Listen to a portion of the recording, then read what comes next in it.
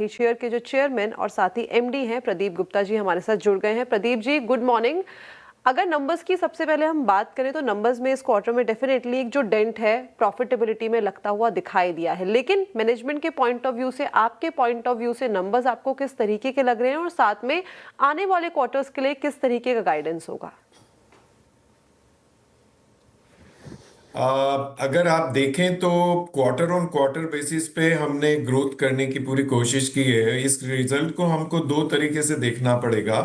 इसमें one time item जो है एक्स्ट्रा ऑर्डिनरी रेवेन्यू के कारण एक इम्पैक्ट आया है रिजल्ट में। अदरवाइज देखें तो रिजल्ट में ग्रोथ हुई। अगर आप रेवेन्यू में देखें तो करीब 22% की ग्रोथ हुई है। ब्रोकिंग में करीब 15% की ग्रोथ हुई है ईयर ऑन ईयर बेसिस पे।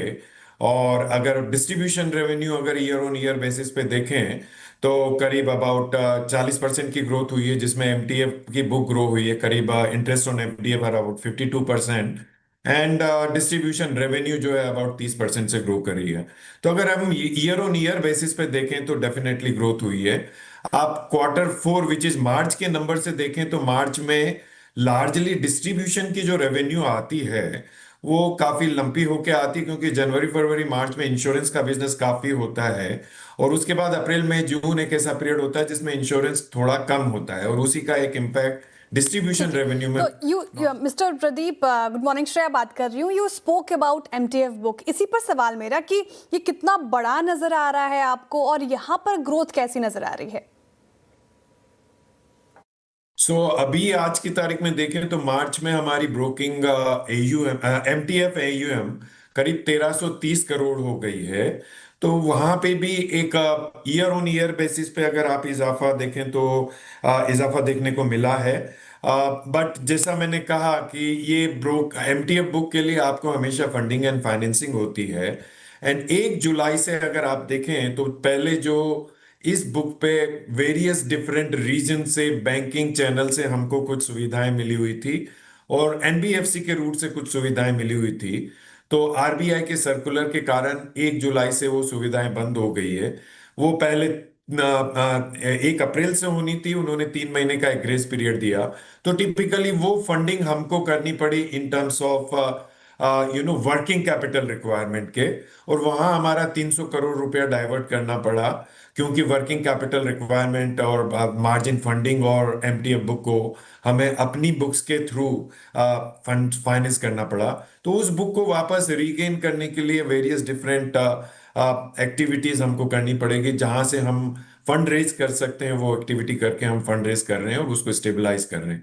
बट इन सब को मद्देनजर रखते हुए भी कंटिन्यूसली कॉन्स्टेंटली हमारी ब्रोकिंग बुक 1330 करोड़ पे अभी जाके स्थिर हुई है। और हम कॉन्स्टेंटली उस और अग्रेसिव हैं, जहां जहां पे भी हम एमटीएफ हमारे कस्टमर को चाहिए वो सपोर्ट दे रहे हैं। तो ये बुक आगे भी बढ़ेगी, ऐसा मेरा मानना है। अगर मार्केट की परसेंटेज टर्म में अगर आप देखें तो मार्केट की बुक के सामने अभी भी हमारा मार्केट शेयर करीब 1% के आसपास मेंटेन हो रहा है, जो कि पहले भी था। प्रदीप जी, इसके साथ साथ जो सेबी का रूल आया है प्रॉप ट्रेडिंग के ऊपर, उससे आप क्या देख रहे हैं कि किस तरीके का इम्पैक्ट आता हुआ दिखाई देगा, और साथ ही साथ जो आपकी इंस्टीट्यूशनल ब्रोकिंग है वो किस तरीके से इस टाइम पे ग्रो कर रही है? अगर आप देखें तो जो सेबी का प्रॉप ट्रेडिंग से रिलेटेड रेगुलेशन है वो हमारे ऊपर लागू नहीं होता है, क्योंकि हमारी इस कंपनी में हमने कोई भी प्रॉप ट्रेडिंग नहीं करते हैं। मेनली एंड लार्जली हम वेरियस डिफरेंट कस्टमर सेगमेंट को एड्रेस करते हैं और कस्टमर सेगमेंट की सर्विसेज करते हैं डिफरेंट डिफरेंट सेगमेंट में। तो हमारे यहाँ पे प्रॉप ट्रेडिंग से रिलेटेड रेगुलेशंस कोई इम्पैक्ट नहीं करेंगे। बट जैसे मैंने आपको पहले बताया, उसके साथ साथ कुछ एक फंडिंग जो कि ब्रोकर्स को अलाउ थी बैंकिंग चैनल के थ्रू, कुछ गारंटीज जो बैंकर्स को अलाउ थी बैंकिंग चैनल के थ्रू, वहां पे जो इम्पैक्ट आया है, और उस इम्पैक्ट की वजह से करीब 250-300 करोड़ के आसपास की बुक हमारी बैंकिंग चैनल से जो थी वो बंद हुई है। तो वो फंडिंग हमको दूसरे चैनल से करनी पड़ रही है, और हम धीरे धीरे उस चैनल की उस फंडिंग को बैंकिंग चैनल से हटा के दूसरी जगह कर रहे हैं। तो जो इम्पैक्ट आना था हो गया, हम धीरे धीरे यहाँ पे वापस डेवलप कर रहे हैं, और उसी का कारण हम मार्जिन ट्रेडिंग फंडिंग में पिछले क्वार्टर में थोड़ा स्लो हुए थे, बट इस क्वार्टर में मार्च 26 से इस क्वार्टर में हमने वापस अपनी एमटीएफ बुक को बढ़ाना शुरू कर दिया है। तो वो इम्पैक्ट अब हमको आगे नहीं देखने को मिलेगा, जहां तक उस रेगुलेशन का सवाल है।